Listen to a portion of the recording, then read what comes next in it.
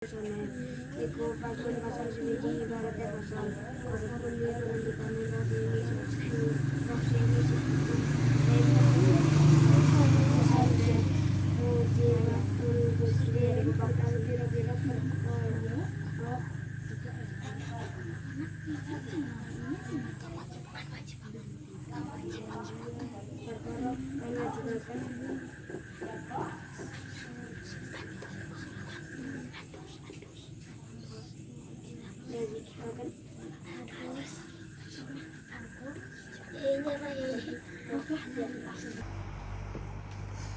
A'udzu billahi minasyaitonir rajim. Bismillahirrahmanirrahim. Qala al-musannifu rahimahullah wa nafa'ana bihi wa bi ulumihi fid dharaini. Amin. Bismillahirrahmanirrahim. Hadza utawi ki angit kang bakal den ngendikaaken dening Mbah Kyai Musannef iku faslun fasal suwijing ibarate fasal. Kados pundi pangandikane Mbah Kyai Musannef furudul husri utawi pira-pira fardune adus iku isnani ana loro dilupane loro anniyatu swijine fardune adus iku niat wa ta'mimul badani lan kaping pindhone fardune adus iku mratani badan ule mratani badan kuwe bil ma'i kelawan nganggo banyu.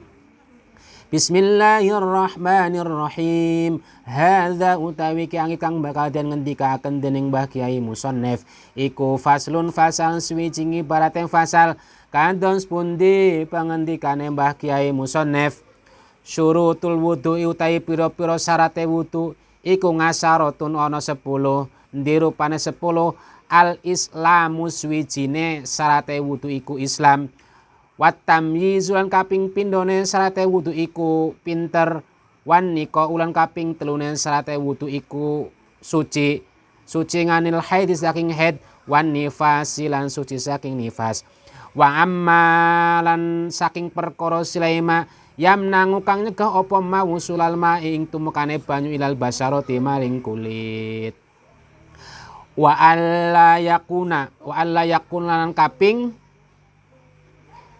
pirane wala yakun lan kaping telune yen to ana iku ngalal ngudi ing atase anggota apa ma perkara srema yuga yiru kang ngowahaken apa ma alma ing banyu wala yakun lan kaping telune yen to ora iku ngalal ngudi ing atase anggota apa sing ora ana ma perkara silaima yuga yiru kang ngowahaken apa ma ngowahaken alma ing banyu wala ilmu lan kaping papate ngawerwe biwardiyati kelawan kafardonane wudu wa alla ya takidaran kaping 5 yen to nek wadaken sapa wong fardon ing fardu siji wa alla ya takidaran kaping 5 ora nek wadaken sapa wong fardon ing fardu siji min furudi saking pira-pira fardune wudu ora nek wadaken sunatan ing sunat wal ma'ulan kaping 6 banyu at-tahuru kang suci wa tuhurul waqti lan kaping 7 manjing wektu wal muwalatun kaping 8 nuli-nuli lida imil hadasi kadhe wong kang langgeng hadase.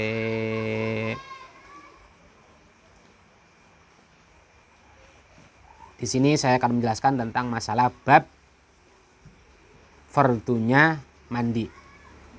Mandi itu fardunya ada 2. Ada berapa? 2. Ada 2. Yang pertama apa? Niat.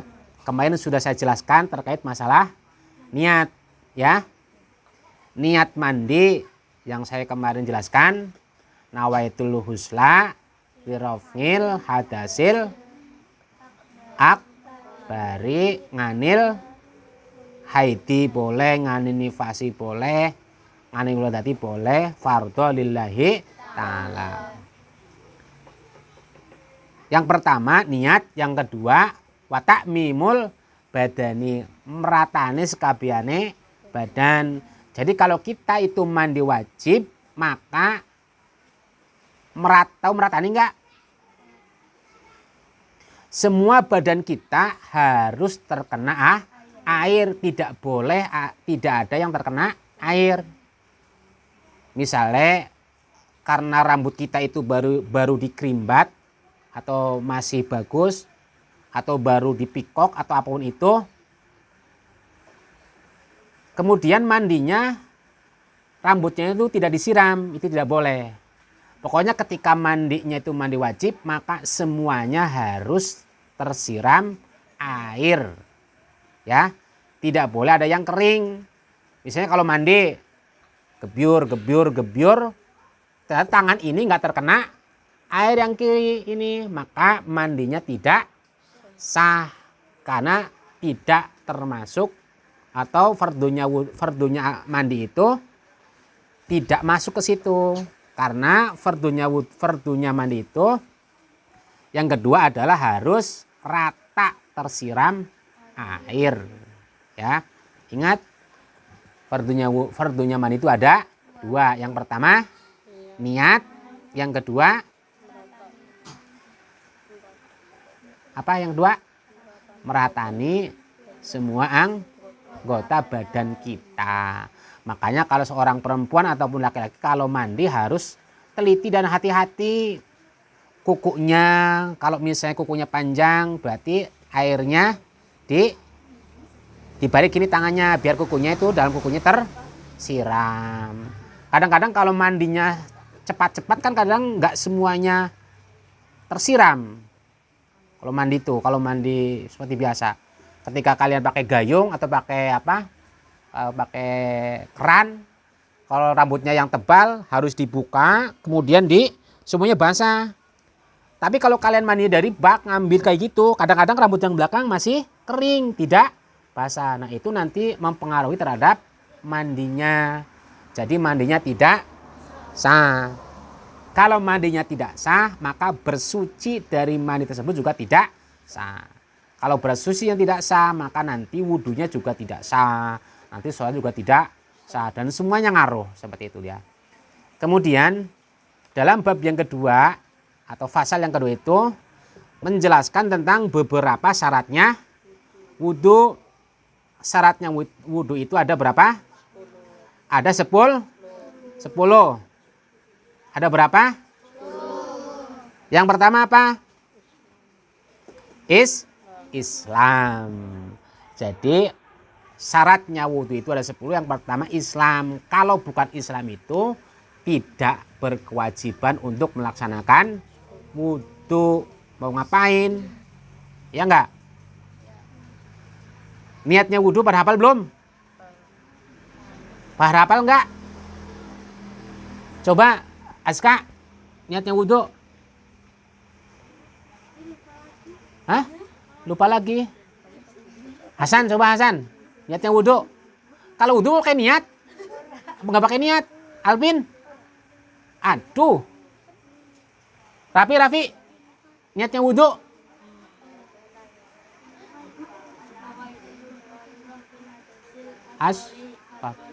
Firman. Nawaitul wudu'a li raf'il hadasil asfari fardhu lillahi ta'ala. Kamu bisa? Saya nanya kamu bisa nawaitul wudu'a. Bisa enggak? Ajeng?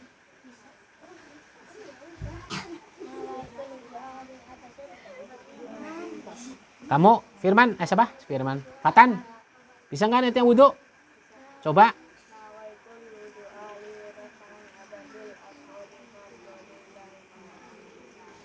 Mengucapkan niat wudu itu hukumnya sunnah. Tapi kalau mengucapkannya di dalam hati itu wajib. Kapan? Pada waktu airnya itu sampai ke muka. Karena yang fardunya wudu itu yang pertama adalah membasuh muka. Niat kemudian membasuh muka. Nah niat itu adalah muqtaronan bifi'lihi. Ya, dibarengkan dengan membasuh pertama kali dalam fardunya wudu. Kebetulan fardunya wudu yang pertama itu adalah membasuh muka. Jadi ketika niat di dalam hati airnya sudah sampai ke muka baru niat nawaitul wudu'a li raf'il hadasil fardholillahi. Ingat syaratnya wudu itu ada 10. Yang pertama yang kedua apa? Watamyizu dan pinter atau ngerti. ketika seorang wudhu itu ya tidak hanya hafal niatnya saja, tetapi juga harus tahu tentang urutan atau tata cara wudhu. Bagaimana seorang itu hanya tahu niatnya saja tetapi tata cara wudhunya tidak tahu. Niat misalnya nawaitul wudhu aliyofengidasi azhuri fardhu ta'ala, yang dibasuh pertama apa? Tangan, kaki, atau cuma hidung atau telinga, ya nggak jadi. Ya, harus tahu tentang kaifiyahnya atau tata caranya tentang wudhu. Seperti itu. Kemudian yang ketiga apa? Wan niqa'u nganil haidi wan nifasi. Yang ketiga dan keempat harus suci dari haid dan nifas. Itu baru boleh wudhu. Berarti kalau orang yang sedang dalam keadaan haid dan nifas tidak boleh untuk melaksanakan wudhu. Mau ngapain? Sholat enggak. Iya enggak? Iya. Kalau misalnya mau cuci muka tinggal cuci muka aja, mau mandi mandi aja. Tetapi tidak diniati mandi junub atau wudhu. Kemudian yang selanjutnya apa? Wa niqa'u wa amma yamna'u usulal ma'i. Yang selanjutnya adalah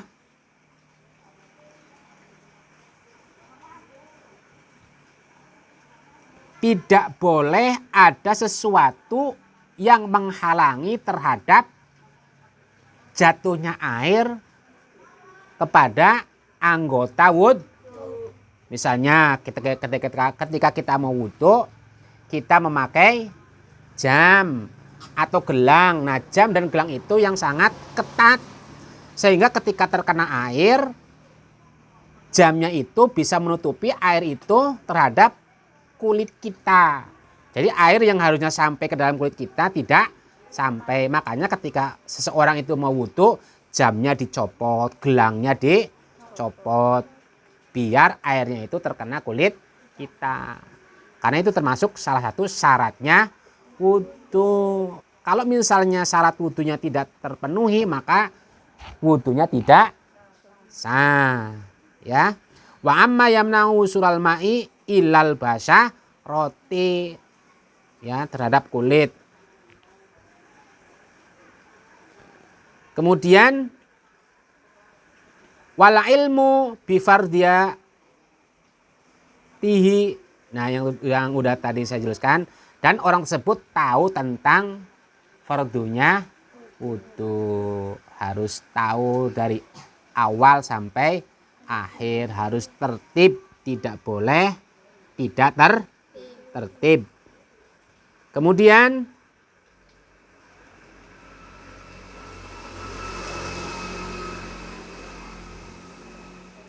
air yang digunakan itu harus menggunakan air yang suci, bukan hanya bersih. Kalau bersih tapi tidak suci maka tidak boleh digunakan. Contoh misalnya, air itu ada dalam bak mandi. Bak mandinya itu airnya kurang dari 2 kula, sedikit. Kemudian ngambilnya wudhunya pakai gayung. Pakai gayung ya, buat wudhu. Nah, ketika terkena tangan itu, membasuh tangan atau muka, airnya itu ketika ngambil lagi pasti ntar airnya itu netes. Walaupun itu airnya bersih, tetapi karena air itu sudah terkena air yang sudah kita pakai, namanya air mustakmal, itu tidak bisa digunakan untuk berwudhu. Bersih, tidak hanya bersih saja tapi suci, ya. Misalnya pakai air galon boleh, galonnya aja dibuka. Yang penting air galonnya itu jangan terkena air mustakmal. Tapi ketika ngambilnya pakai tangan, itu bisa jadi nanti tangannya itu air yang sudah digunakan untuk membasuh tangan jatuh lagi ke bak mandi, diambil lagi, nanti bisa airnya Ketika airnya sudah mustakmal, air mustakmal itu adalah air yang sudah dipakai buat bersuci tapi dipakai lagi. Nah, itu airnya nanti bersih tetapi tidak bisa digunakan lagi untuk bersuci. Sama ketika kalian mandi basah juga, kalau pakai bak, kalau air baknya sedikit, tidak lebih dari 2 kula, jangan pakai gayung, pakai dibolongin aja itunya, pakai keran. Kalau enggak paling gampang pakai apa? Pakai selang. Dari keran pakai selang langsung diguyurkan saja. Ya, jangan pakai Kalau pakai gayung kejebur, dari tubuh kita nyiprat ke bak mandi lagi, air yang dari tangan juga jatuh lagi, airnya sedikit, nanti airnya menjadi air mustakmal. Tidak bisa digunakan untuk bersuci, paham? Ya, iya.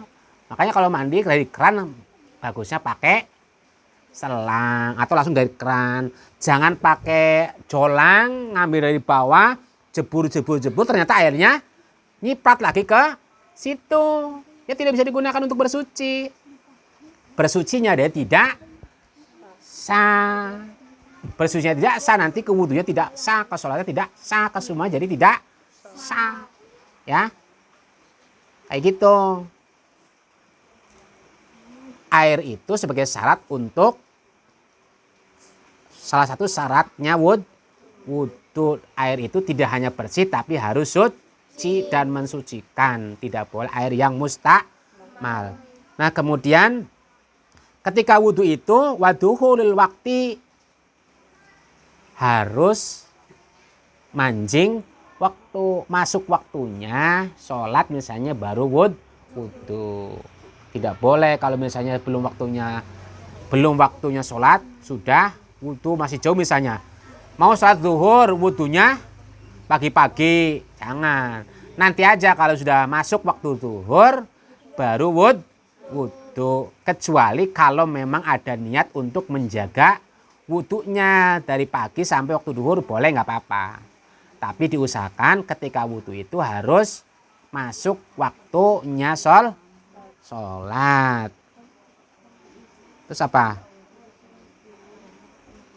Wal muwalatu lidaimil hadasi. Sampai sini yang tanyakan? Ada yang tanyakan? Ya, ingat yang laki-laki dan perempuan kalau mau mandi jangan cerop. Kalian sekarang belum pernah merasakan mandi wajib. Yang perempuan yang udah haid. Kalau salah, saya sekarang sudah ngasih tahu mana yang salah, mana yang. Kalau sudah tahu benar harus dilaksana. Kalau kemarin belum tahu nggak apa-apa. Ya. Juwita, Ajeng, Diva, Anggi, Iva, Ella. Udah tahu kan? Airnya harus air yang suci, bukan air yang usahakan pakai keran dari keran langsung atau enggak disambung pakai.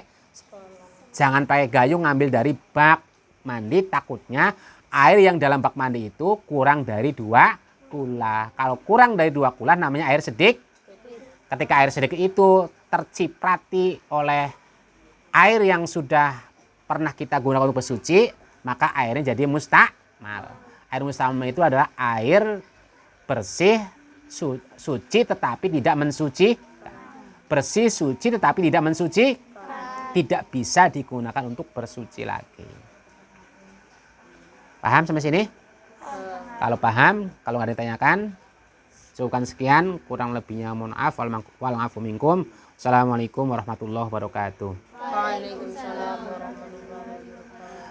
Allahumma sholli ala Muhammad ya Rabbi sholli alaihi wasallim. Allahumma sholli ala Muhammad ya Rabbi sholli alaihi wasallim. Allahumma sholli ala Muhammad ya Rabbi sholli alaihi wasallim. Allahumma sholli ala Muhammad ya Rabbi sholli alaihi wasallim. Allahumma sholli wa sallim wa barik alaihi.